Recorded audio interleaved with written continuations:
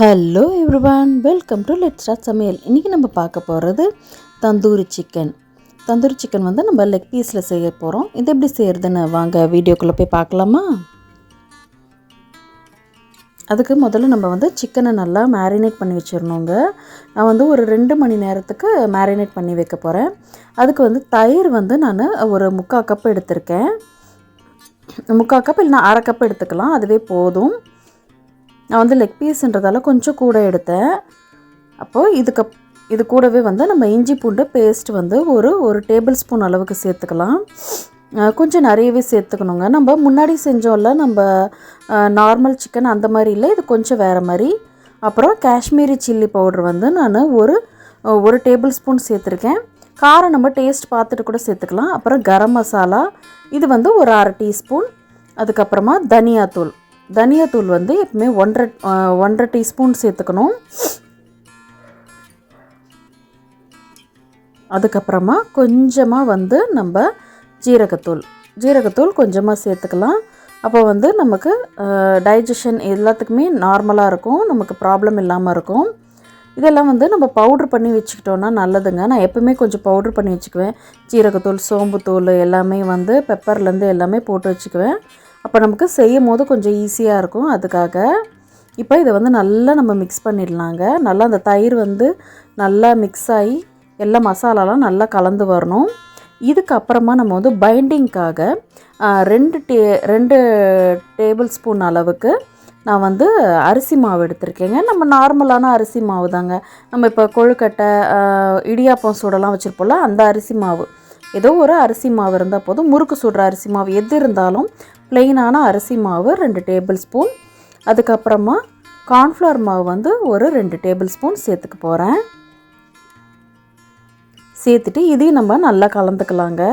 இது கூடவே வந்து நம்ம இப்போ டேஸ்ட்டுக்காக இது கூடவே உப்பையும் சேர்த்துடலாம். அப்போ தான் வந்து நம்ம ஊறும் போது கரெக்டாக இருக்கும் நம்ம சிக்கனுக்கு.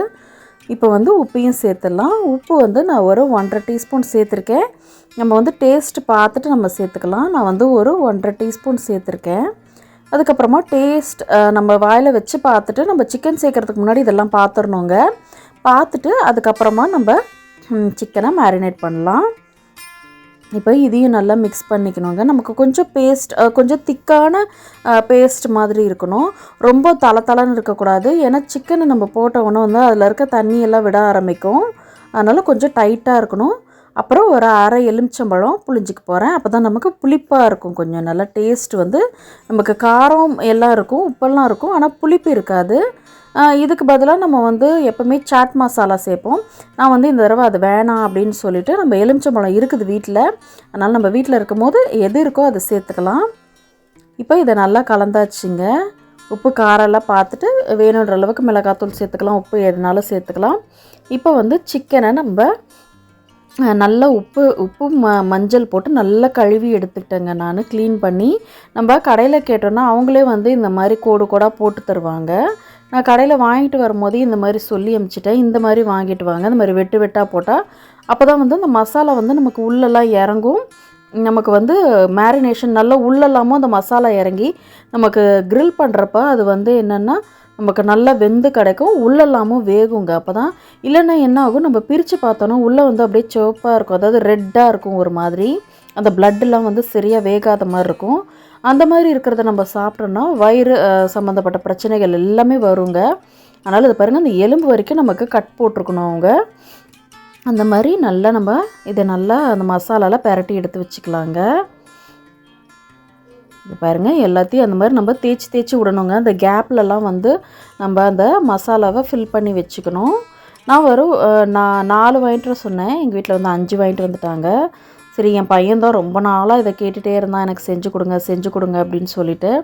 சரி, நம்ம ஃபஸ்ட்டு இப்போ ட்ரை பண்ணுறோம். நான் இதுக்கு முன்னாடி நம்ம அந்த கல்கோழி அதெல்லாம் நம்ம வந்து செஞ்சுருக்குறோம், அதனால் எனக்கு தெரியும் எப்படி செய்கிறதுன்னு. இந்த லெக் பீஸ் வந்து நான் செஞ்சதே கிடையாதுங்க, ஒரு தடவை கூட செஞ்சது கிடையாது. சரி, இந்த தடவை ட்ரை பண்ணி பார்க்கலான்னு தான் செஞ்சேன். மசாலாலாம் நம்ம கல்கோழிக்கு போட்டோம் தெரியுமா, அதே மசாலா தாங்க. இதுலேருந்து எந்த சேஞ்சஸுமே கிடையாது, அதே மாதிரி தான் பண்ணியிருக்கேன். இப்போ வந்து இதில் நல்லா எல்லாத்தையும் நம்ம மேரினேஷன் பண்ணி முடிச்சிட்டோம். இப்போ இதுக்கு மேலே வந்து கொஞ்சமாக எண்ணெய் தடவி வைக்கலாங்க. கொஞ்சமாக எண்ணெய் ஒரு 2 டீஸ்பூன் அளவுக்கு இருந்தாலே போதும் எண்ணெய். இதையும் நம்ம நல்லா வந்து கலந்து வச்சுக்கலாம். இப்போ பாருங்கள், நல்லா கலந்துட்டு இது வந்து ஒரு 2 மணி நேரம் நல்லா ஊறணுங்க. நல்லா ஊறினதுக்கப்புறம் தான் நம்ம செஞ்சால் வந்து அந்த மசாலாலாம் உள்ளே இறங்கி நமக்கு வந்து டேஸ்ட் வந்து நல்லாயிருக்கும். இப்போ பாருங்கள், நம்ம பண்ணி முடித்தாச்சு. இப்போ ஒரு தட்டு போட்டு நான் மூடி வச்சிட போகிறேன். மூடி வச்சு நம்ம 2 மணி நேரம் கழித்து பார்க்கலாம். நமக்கு வந்து நல்லா ஊறி கிடைக்கும். அப்போ தான் அந்த மசாலாலாம் எடுத்து இப்படி மேலே நம்ம நல்லா பரப்பி விட்டுறணுங்க. நான் சொன்னேன் பார்த்தீங்களா, தண்ணி வந்து கம்மியாக சேருங்க அப்படின்னு சொல்லிட்டு. இப்போ பாருங்கள், தண்ணி வந்து அதுலேருந்து விடுது பாருங்கள் அப்படியே. இப்போ இதை 2 மணி நேரம் ஊறட்டும்.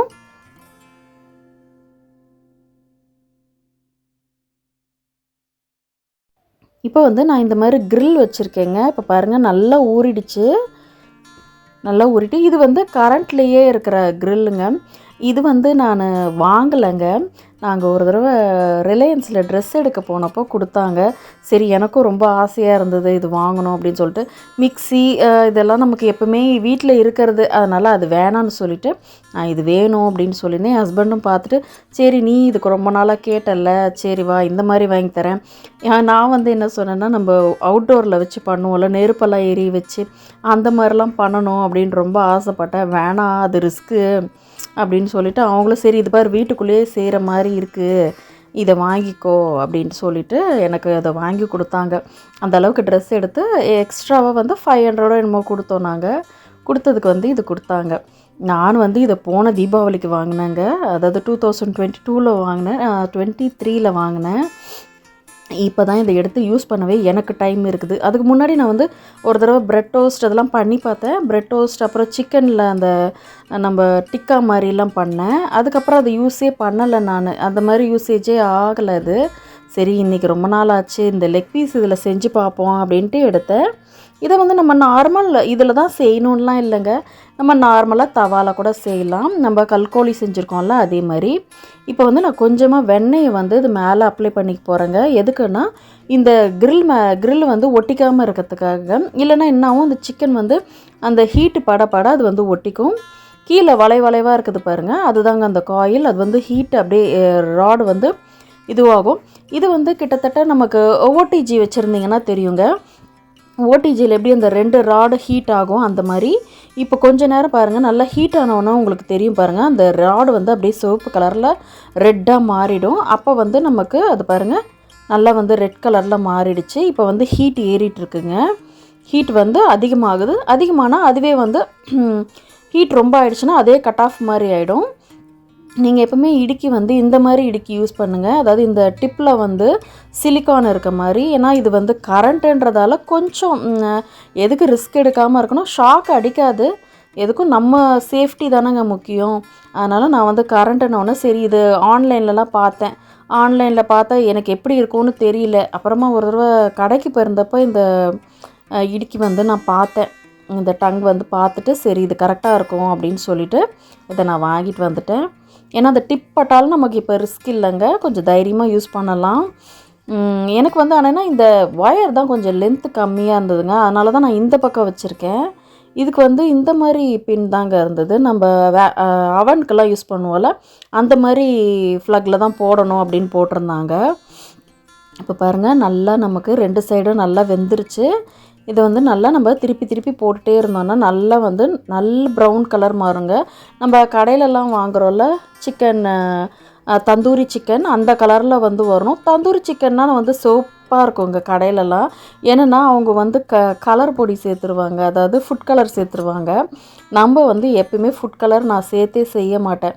கேக்குக்கு மட்டும்தாங்க நான் ஃபுட் கலர், அதுவும் யாராவது விருப்பப்பட்டால் கஸ்டமர் யாராவது கேட்டாங்கன்னா தான் செய்வேன். இல்லைனா அதில் கூட நான் ஃபுட் கலர் அவங்கக்கிட்ட நானே சொல்லிவிடுவேன், அவாய்ட் பண்ணிடலாம் அப்படின்னு சொல்லிவிட்டு.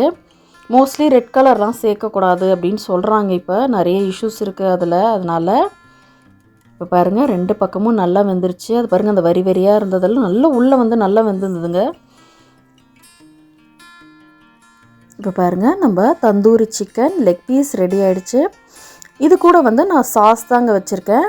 இதுக்கு வந்து ஆக்சுவலாக மயனைஸ் தான் நம்ம வச்சு சாப்பிட்டா சூப்பராக இருக்கும். மயோனைஸ் எப்படி செய்யறதுன்னு நான் ஏற்கனவே வீடியோ போட்டிருக்கேன். அதோட லிங்க்கை டிஸ்கிரிப்ஷனில் கொடுக்குறேன், அதை பார்த்துக்கோங்க.